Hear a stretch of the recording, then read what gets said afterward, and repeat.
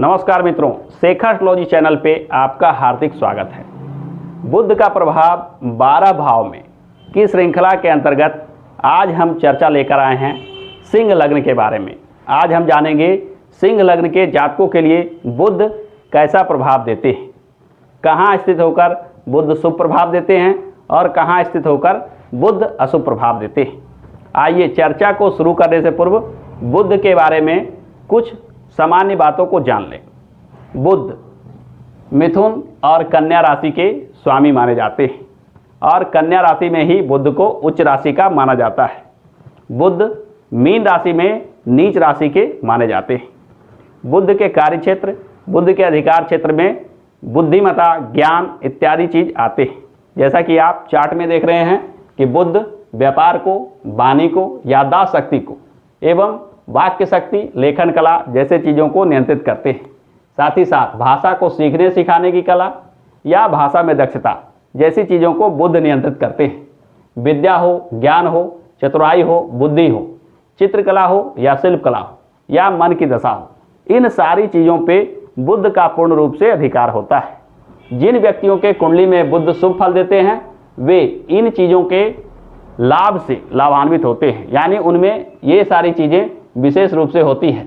उनकी तीव्र बुद्धिमत्ता जीवन में सफलता दिलाती है, जबकि बुध का अशुभ होना, बुध के निर्बल होना इन चीज़ों में कमी लाता है और बुद्धिमत्ता के कमी से आप निर्णय क्षमता में कमी महसूस करते हैं।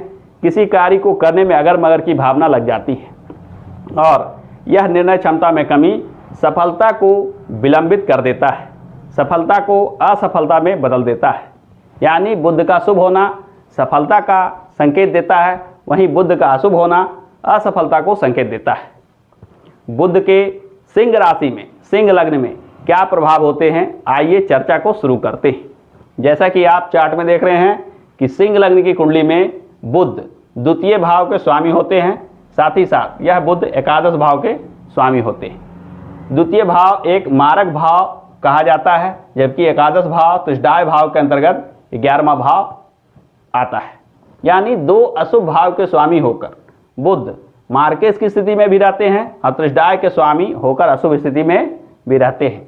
यानी सिंह लग्न के कुंडली में बुध शुभ ग्रह नहीं रह जाते। बुध मारक प्रभाव देते हैं, साथ ही साथ तुष्टाय भाव के स्वामी होकर अशुभ प्रभाव भी देते हैं। बुध के विभिन्न घरों में क्या प्रभाव होता है, आइए एक एक कर जानते हैं।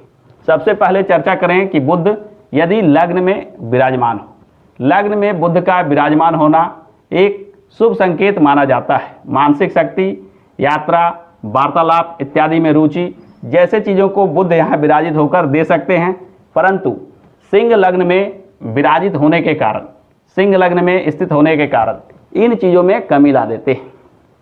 बुध द्वितीय भाव में अपने उच्च राशि में विराजमान होते हैं। यहाँ बुध का विराजमान होना वाणी, विद्या, बुद्धि, विवेक इत्यादि को शुभ कर देते हैं, क्योंकि उच्च राशि के बुध अपने नैसर्गिक गुण को अवश्य देते हैं। हालांकि मारक भाव में बुध का स्थित होना मारक प्रभाव भी देता है। आप वाणी, बुद्धि, विद्या के चलते कुछ ना कुछ ऐसे चीज़ों से हानि उठाते हैं या कहे रोग व्याधि प्राप्त करते हैं जो मारक प्रभाव रखता है। स्वास्थ्य संबंधी बाधा विघ्न, अधिक चिंतन मनन करने से मानसिक समस्या जैसी चीज़ों को यहाँ विराजित होकर बुध देते हैं। तृतीय पराक्रम भाव में तुला राशि के विराजित बुध भी शुभ परिणाम देने वाले ग्रह नहीं रह जाते। यहाँ बुध का विराजमान होना बुध के शुभ गुणों को कम करता है, यानी आपकी तर्क शक्ति, भाषा शैली इत्यादि में रूखापन ला देता है। आपके बातचीत करने का जो शैली होता है वह प्रभावी नहीं रह जाता है।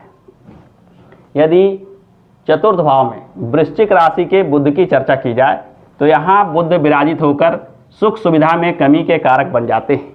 वाणी, बुद्धि और निर्णय क्षमता ऐसी बन जाती है जिससे आपको सुख सुविधा के कमी महसूस होती है। आप जो भी निर्णय लेते हैं कष्ट में पड़ जाते हैं, बाधा विघ्न में पड़ जाते हैं। यहाँ बुध का विराजमान होना न केवल पारिवारिक सुख में कमी लाता है, बल्कि लोगों के साथ बात व्यवहार से आपका प्रभाव कम होता है। चतुर्थ भाव के बाद चर्चा करते हैं बुध के पंचम भाव में धनु राशि में विराजमान होने की। पंचम भाव में बुध का विराजमान होना परिवर्तन और नए लोगों को पसंद करना जैसे चीज़ों में रुचि देता है। आप बातचीत, संवाद इत्यादि में रुचि रखते हैं। लोगों की निंदा, शिकायत जैसे चीज़ों में रुचि रखते हैं। यानी बुध के कुछ ऐसे अवगुण होते हैं, ऐसे शुभ प्रभाव होते हैं जिससे आपकी वार्तालाप शैली लोगों के निंदा, शिकायत करने में रुचि जैसे चीज़ों में आ जाती है। यह स्थिति आपको भी अपयश का पात्र बना देता है। यदि चर्चा किया जाए बुध के छठे भाव में विराजमान होने के, मकर राशि का यह बुध के नैसर्गिक गुणों को कम कर देता है।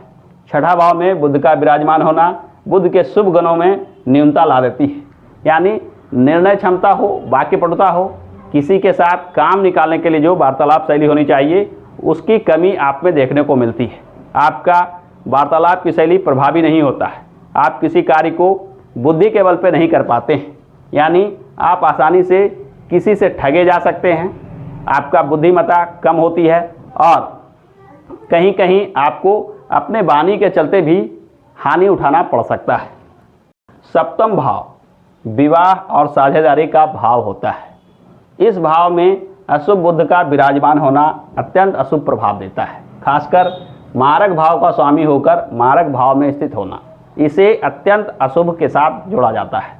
यानी बुध अगर यहाँ विराजमान हो जाए तो आपको मन के संबंधित, दिमाग से संबंधित कुछ ऐसी समस्याएं हो सकती है जो आपके लिए प्राणघातक हो सकती है। आपको अपयश का भी भागी बनना पड़ेगा।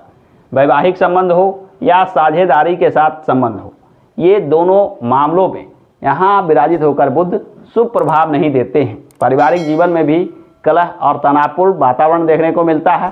साझेदार के साथ जो रोजी रोजगार करते हैं उसमें भी आपको कलह और झगड़ा झंझट देखने को मिलता है। यदि चर्चा की जाए अष्टम भाव में बुध के विराजमान होने की, तो यहाँ जैसा कि आप देख रहे हैं कि मीन राशि का बुध विराजित हो जाते हैं। मीन राशि के बुध नीच राशि के माने जाते हैं। बुध अपने नैसर्गिक गुणों को कम कर देते हैं। साथ ही साथ अशुभ प्रभावकारी बुध यहाँ अत्यंत अशुभ प्रभाव देने लग जाते हैं। बुध के अष्टम भाव में विराजित होना सिंह लग्न के जातकों के लिए अत्यंत अशुभ माना जाता है। आप अनेक तरह के वाद विवाद में फंस जाते हैं, अपयश का पात्र बनते हैं एवं समाज हो या कानूनी रूप से किसी भी तरह का विवाद हो, इन विवादों में आप अनावश्यक रूप से पढ़ना पसंद करते हैं, कहीं कुछ दिमाग लगाते हैं, वहाँ फंस जाते हैं। अतः आपको वाद विवाद से बचकर रहना चाहिए। बुद्धि का प्रयोग बहुत सोच विचार कर करना चाहिए।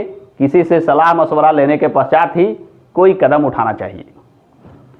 अष्टम भाव के बाद अगर चर्चा करें बुध के नवम भाव की, नवम भाव बहुत ही शुभ भाव माना जाता है, परंतु अशुभ बुध यहाँ विराजित होकर भाग्य से जुड़े हुए बाधा विघ्न को बताते हैं। हालांकि आप सतर्क एवं ग्रहणशील स्वभाव के होते हैं, आप खुला विचार के होते हैं, यात्रा इत्यादि को पसंद करते हैं, परंतु अशुभ प्रभावकारी बुध के यहाँ विराजमान होने से इन चीज़ों में बाधा विघ्न और विलंब देखने को मिलता है। नवम भाव के बाद अगर हम चर्चा करें बुध के दसम भाव के स्थिति के बारे में, दसम भाव में बुध वृष राशि में विराजमान होते हैं। दसम भाव के बुध बुद्धि से जुड़े व्यापार में लाभ का संकेत देते हैं। आप तथ्य और सूचनाओं को ग्रहण करके उससे धनार्जन करते हैं। दसम भाव के बाद अगर हम चर्चा करें बुध के एकादश भाव में विराजमान होने की, यहाँ त्रिशदाय भाव के स्वामी स्वयं त्रिशदाय भाव में विराजित हो जाएं तो इसकी अशुभता कम जाती है। साथ ही साथ बुध अपने स्वराशि का हो जाते हैं, अतः यह बुध शुभ परिणाम देने वाला बुध बन जाते हैं। यहाँ बुध के विराजमान होने से आपका परिचितों का क्षेत्र बड़ा ही विस्तार होता है। यानी बहुत सारे लोग आपके परिचित होते हैं, परिचितों से लाभ प्राप्त करते हैं, दोस्त मित्रों से लाभ प्राप्त करते हैं, आय के साधन में भी बुद्धि के प्रयोग से विशेष लाभ प्राप्त करते हैं। यहाँ बुध विराजित हो तो धन संपदा को लेकर विशेष शुभ स्थिति देता है। हालांकि द्वितीय मारक भाव के स्वामी होकर बुध यहाँ विराजमान हो तो जीवन में कुछ न कुछ अपयश का भी पात्र बनना पड़ सकता है। अंत में बुध के द्वादश भाव की चर्चा की जाए तो द्वादश भाव में कर्क राशि के बुध विशेष अशुभ प्रभाव दे सकते हैं, क्योंकि कर्क राशि चंद्रमा की राशि है और बुध भी मन और मस्तिष्क पे प्रभाव रखते हैं। यहाँ बुध विराजित हो तो आप मानसिक चिंता, अपयश, शर्मीले, संकालु स्वभाव के बन जाते हैं। आप में भावनात्मक उतार चढ़ाव विशेष रूप से होता है। यह भावनात्मक उतार चढ़ाव आपको मानसिक समस्याएं भी दे सकता है। तो इस प्रकार से हमने देखा कि सिंह लग्न की कुंडली में बुध बहुत ही अशुभ प्रभाव देने वाले ग्रह बन जाते हैं। बुध के अशुभता को कम करने के लिए या दूषित बुध को शुभ करने के लिए कुछ उपाय को करने की आवश्यकता होती है। सबसे पहले हमें बुध से जुड़े पूजा पाठ जैसे बुध कवच, बुध स्त्रोत इत्यादि का पाठ करना चाहिए। साथ ही साथ माता दुर्गा की पूजा आराधना करने से भी बुध के शुभ फल बढ़ते हैं। अतः हमें नियमित रूप से माता दुर्गा की पूजा आराधना अवश्य करना चाहिए। बुध के मूल बीज मंत्र यानी ओम बुम बुद्धाय नमः, इस मंत्र का भी पाठ करने से बुध के अशुभ फल कम होते जाते हैं। बुध की अशुभता को दूर करने के लिए बुध के वस्तुओं की दान की भी महिमा बताई गई है। यदि आप अशुभ बुध के प्रभाव से प्रभावित हैं तो आपको कांसे से बने बर्तन, हरे वस्त्र, हरी सब्जियां, मूंग दाल, हरे रंग की वस्तुएं इत्यादि का दान करना चाहिए।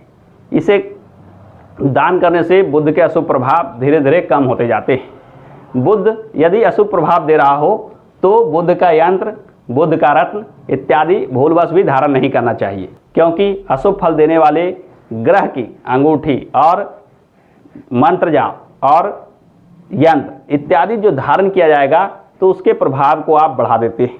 अतः बुध के शांति के उपाय को बहुत ही सोच समझकर करने की आवश्यकता है। बुध के रत्न इत्यादि धारण करने से बचना चाहिए, यानी सिंह लग्न के जातकों को बुध के प्रभाव को बढ़ाने से बचना चाहिए। तो आज के वीडियो में बस इतना ही। यदि मन में कोई प्रश्न हो तो कमेंट में अवश्य पूछिएगा। दोस्तों, अगर आपको यह वीडियो पसंद आया है तो वीडियो को लाइक कीजिए, दोस्तों के साथ शेयर अवश्य कीजिए और चैनल को सब्सक्राइब करके बेल आइकन को क्लिक कर लीजिए ताकि आगे आने वाले वीडियो के ज्ञानप्रद जानकारी आपसे छूट ना जाए। तो आज के लिए बस इतना ही। हमसे जुड़े रहने के लिए बहुत बहुत धन्यवाद।